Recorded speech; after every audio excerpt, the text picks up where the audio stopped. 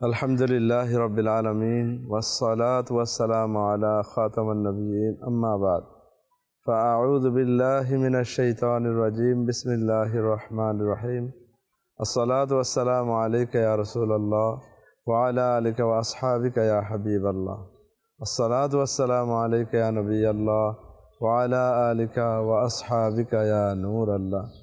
মাদানী চ্যানেলের দর্শক শ্রোতা, মাদানী চ্যানেলের নিয়মিত অনুষ্ঠান কোরআন কি বলে আজকে নতুন পর্ব নিয়ে আপনাদের সামনে উপস্থিত হয়েছি। আপনাদেরকে স্বাগতম জানাচ্ছি। যে যেখান থেকে দেখছেন, আল্লাহ তাআলা আপনাদের উপর দয়া মেহেরবানি করুক, আল্লাহ তাআলা আপনার উপর রহম করুক। শুরু থেকে শেষ পর্যন্ত দেখার অনুরোধ রইল। আমরা প্রত্যেকটা পর্বের মধ্যে কোরআনে পাকের থেকে কোনো একটা বিষয় নিয়ে আলোচনা করে থাকি। আমরা আজকেও আলোচনা করব। এর পূর্বে নবী করিম সাল্লাল্লাহু তাআলা আলাইহি ওয়াসাল্লামের উপর দরুদ শরীফ পাঠ করার ফজিলত শুনেনি। আল্লাহর প্রিয় মাহবুব সাল্লাল্লাহু আলাইহি ওয়াসাল্লাম ইরশাদ করেন, মান সাল্লা আলাইয়া ইয়াউমাল জুমআতি কানা শাফাআতান লাহু ইনদি ইয়াউমাল কিয়ামা। আল্লাহর প্রিয় মাহবুব সাল্লাল্লাহু আলাইহি ওয়াসাল্লাম ইরশাদ করেন যে আমার উপর জুমার দিন দরুদ শরীফ পাঠ করে, কাল কিয়ামতের দিন তার জন্য আমার শাফাআত রয়েছে। আমার প্রাণপ্রিয় ইসলামী ভাইয়েরা, কিয়ামতের দিন শাফাআত ছাড়া আমাদের কোনো মুক্তির উপায় নেই। নবী করিম সাল্লাল্লাহু আলাইহি ওয়াসাল্লামের শাফাআত হচ্ছে আমাদের সবচেয়ে বড় কিয়ামতের দিনের উপহার এবং মুক্তির উপায়। দরুদ শরীফ, বিশেষ করে জুমার দিন আমরা যেন অধিকারে দরুদ শরীফ পাঠ করি ইনশাআল্লাহুল করিম।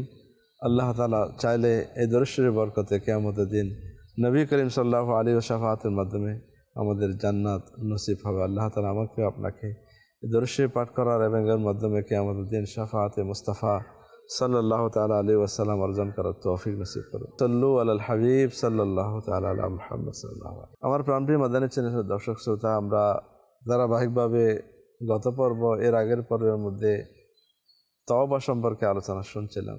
প্রথমে তওবার ফজিলত সম্পর্কে আমরা জেনেছি। এরপর তওবা করার ক্ষেত্রে আমাদের কি বাধা সংক্ষিপ্ত এ সম্পর্কেও আমরা জেনেছি, এর সমাধান সম্পর্কে জেনেছি। অনেকে হয়তো মনে করবেন তওবা করার ক্ষেত্রে এত দীর্ঘ আলোচনা, এটা এই জন্য করা হচ্ছে যে এটা আমাদের জন্য, বান্দার জন্য সবচেয়ে একটা বড় দয়া বলে আমি বিশ্বাস করি। কেন, এই যদি তওবার দরজা যদি আল্লাহ তাআলা বন্ধ করে দিত, আমাদের অবস্থায় কি হতো? আমাদেরকে আল্লাহ তাআলা কত বড় দয়া করেছে। এই জন্য 3 পর্বে আমরা আলোচনা এই জন্য করেছি যে ফজিলত জেনে ইনশাআল্লাহ আল্লাহ তাআলা চাইলে আমাদের অন্তরে তওবার প্রতি আগ্রহ সৃষ্টি হবে। আগ্রহ সৃষ্টি হলো, কিন্তু কিছু কিছু বাধা আছে। এই বাধা সম্পর্কে আমরা জানলাম, সমাধান সম্পর্কে শুনলাম। ইনশাআল্লাহ আমরা রাস্তা ক্লিয়ার হলো। এখন প্রশ্ন আসতে পারে, তওবা কি আমাদের মধ্যে অনেকে তওবা করে, আস্তাগফিরুল্লাহ আস্তাগফিরুল্লাহ, তওবা তো গালের মধ্যে 2টা থাপ্পড়কে তওবা তো করে না, এটা কি তওবা? এজন্য তওবা কি জিনিস, তওবার কি শর্ত রয়েছে, কিভাবে করলে সেটা তওবা হবে, এটাও জানা দরকার। তাই এই পর্বে আমরা তওবার শর্ত সম্পর্কে আমরা জানব। শরহে ফিকহে আকবরের মধ্যে রয়েছে, মাশায়েখ কেরাম লিখেছেন যে তওবার জন্য 3টি রকম রয়েছে, 3টি বিষয় রয়েছে। একটা হচ্ছে অতীতে যে গুনাহ আমাদের দ্বারা হয়েছে সেটার জন্য লজ্জিত হওয়া। নামাজ কাজা করেছি, মিথ্যা বলে ফেলেছি, গীবত করেছি, অসংখ্য গুনাহ, যে গুনাহগুলো গুনাহ বলা হয়, করার পর সেটার জন্য লজ্জিত, আমি কেন নামাজ কাজা হয়ে গেল, মিথ্যা কেন বলে ফেললাম, এটা কত বড় গুনাহ, মা বাবাকে কষ্ট দিয়ে ফেললাম, মানুষকে কষ্ট দিলাম, গীবত করে ফেললাম, এত বড় গুনাহ করে ফেললাম। এটার জন্য একটা লজ্জা অনুভব হতে হবে, অনুতপ্ততা আসতে হবে।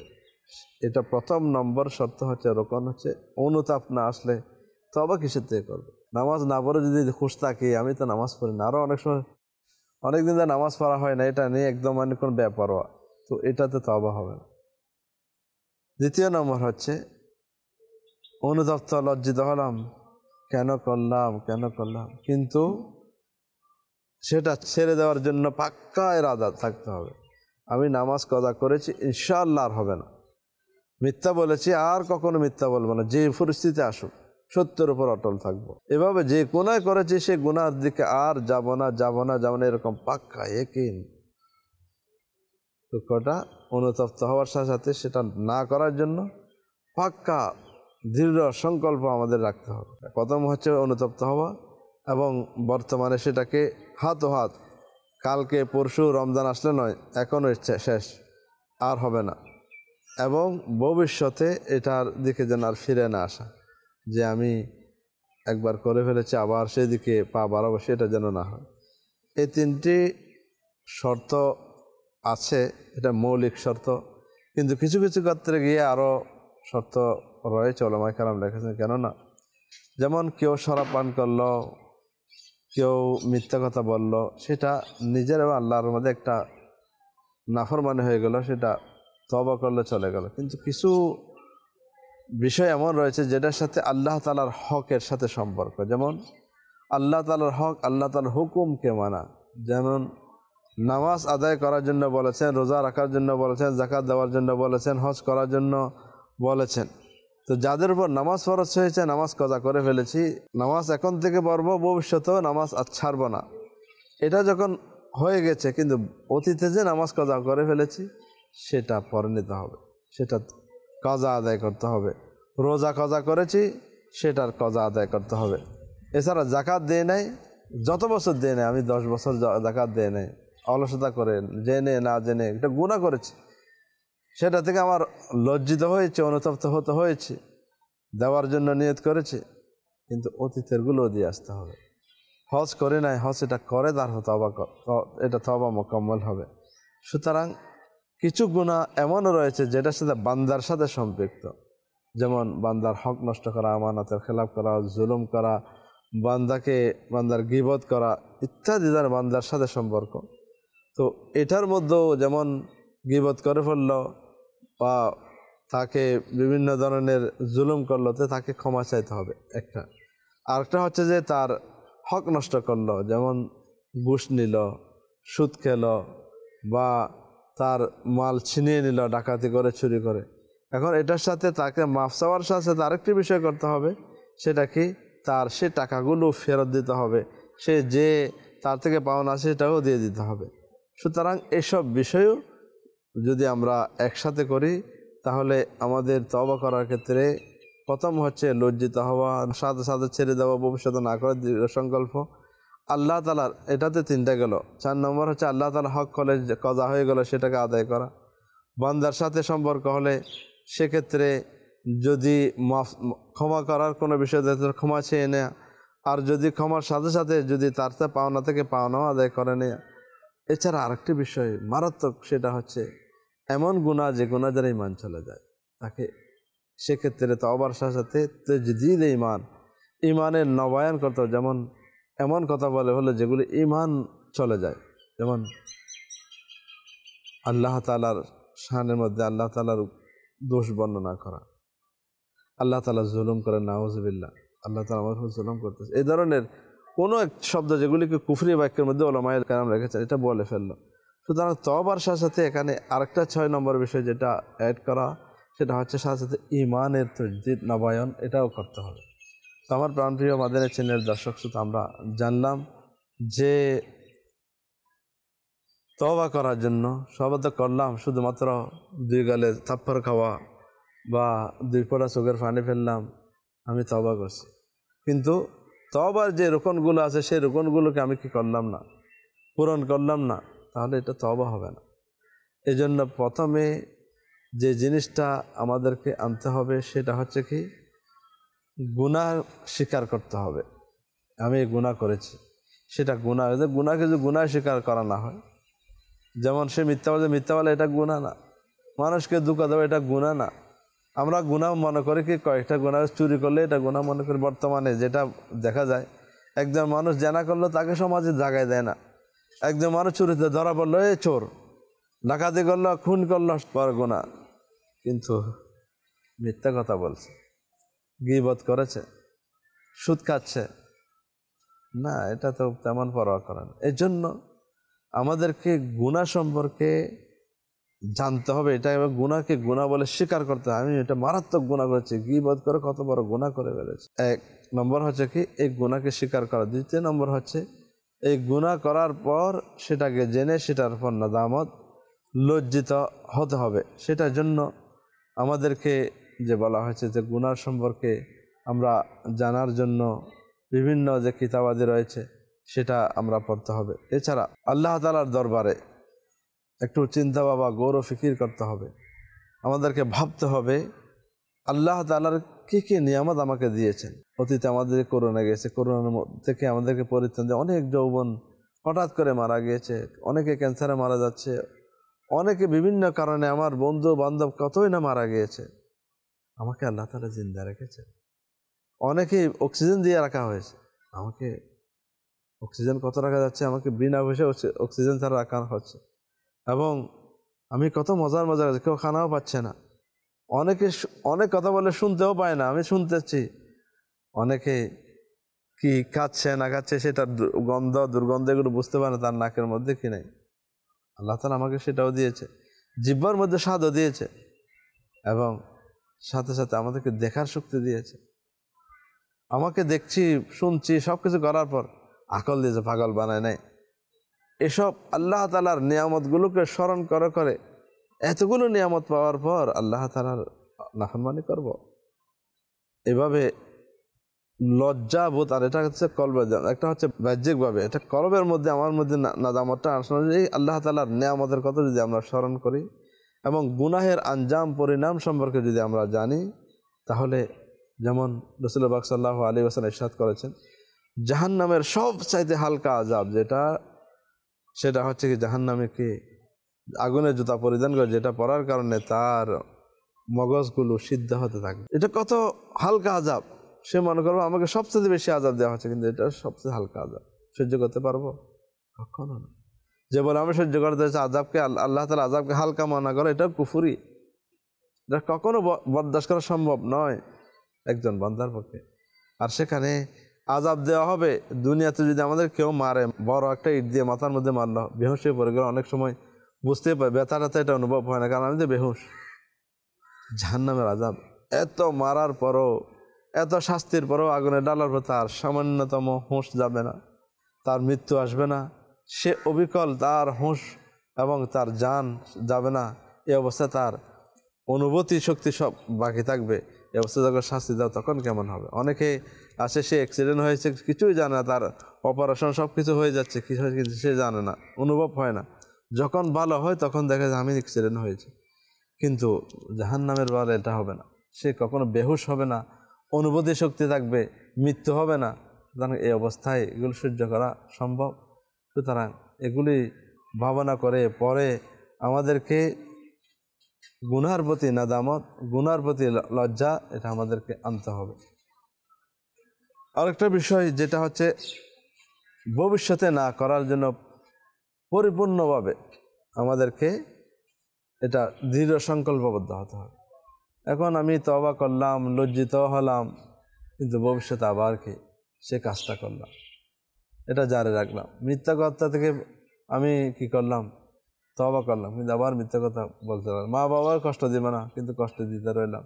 ঘুষ খাবো না, তওবা করলাম, কিন্তু আবার খাচ্ছি। এটাকে তওবা বলা হয় না। তওবার এটাও শর্ত যে ভবিষ্যতে আর করবো না, এটা দৃঢ় সংকল্প করতে হবে। এজন্য হযরত আব্বাস রাদিয়াল্লাহু তাআলা থেকে বর্ণিত রয়েছে যে গুনাহের উপর প্রতিষ্ঠিত দেখে, অর্থাৎ গুনাহ এটা ছাড়তেছি না, গুনার উপর থেকে সে বলে আমি তওবা করছি। সুতরাং সেটাকে বলা হচ্ছে যেন তার প্রভুর সাথে, অর্থাৎ আল্লাহ তাআলার সাথে সে মজাক করতেছে, ঠাট্টা করতেছে, যে গুনাহও করবা বা তওবাও করতেছে। এই জন্য গুনাহ ছেড়ে দেওয়ার পাক্কা ইরাদা থাকতে হবে। হ্যাঁ, এরপরও গুনাহ হয়ে যায়, গুনাহ ইচ্ছাকৃত যেন না হয়, যেন মনের মধ্যে এটা না থাকে আল্লাহ তওবা করছি, চুরি করব না, কিন্তু মনের মধ্যে আছে সুযোগ পেলে করব। আল্লাহ তওবা করছি, নামাজ আর কাজা করব না, কিন্তু মনের মধ্যে আছে কি নামাজ পড়ব না। তো এটা তওবা না, এটা আল্লাহ তাআলা তাকে ঠাট্টা করা, মজাক করা। আল্লাহ তাআলা আমাদেরকে বোঝার তওবা যদি আমরা সত্যিকার করি, তাহলে ভবিষ্যতে না করার এটা দৃঢ় সংকল্পবদ্ধ হতে হবে।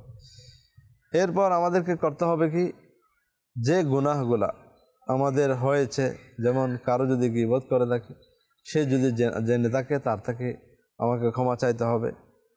এটা বান্দার সাথে সম্পৃক্ত। এবং তার যদি টাকা পয়সা আত্মসাৎ করে থাকি সে টাকা পয়সা আমাদেরকে ফেরত দিতে হবে। ওই লোকটি যদি না থাকে তার উত্তরাধিকারী কে আছে, ছেলে মেয়ে, তাদেরকে দিয়ে দিতে হবে। তাদেরকেও যদি না পায় তাহলে তাদের নামে যে যার হক নষ্ট করেছে তার নামে সদকা করে দিতে হবে। যার উপর কোরবানি ওয়াজিব হয়েছে তাকে কোরবানি করতে হবে। যার উপর হজ ফরজ হয়েছে তাকে হজ করে নিতে হবে। যেগুলি আল্লাহ তাআলার সাথে সম্পৃক্ত, যেমন সে নামাজ আদায় করলো না, তো এগুলো আমাদেরকে কজা করে দিতে হবে। সুতরাং আমরা জানতে পারলাম যে তওবা যদি পরিপূর্ণতা লাভ করবে যখন আমরা এই বিষয়গুলির প্রতি আমরা লক্ষ্য করি যে গুনাহে স্বীকার করে সেটার উপর লজ্জিত হয়ে এবং সেটাকে সাথে সাথে ছেড়ে দেওয়া, ভবিষ্যতে না করার সংকল্প, যেগুলি কজা হয়ে গেছে সে কজাগুলো আদায় করা, বান্দার হক নষ্ট হলে সে হকগুলো আদায় করা দেয়া, যদি সুদ ঘুষ খেয়ে থাকি মানুষের টাকা মেরে দিই, মানুষের আমানতের খেয়ানকে সে আমানতগুলি ফেরত দেয়া, হজ না করে দিলে হজ করে নেয়া, কারো গীবত করে থাকলে কারো উপর জুলুম করে তার কাছে গিয়ে মাপ চেয়ে নেয়া, প্রকাশ্যে গুনাহ করলে প্রকাশ্যে তওবা করা।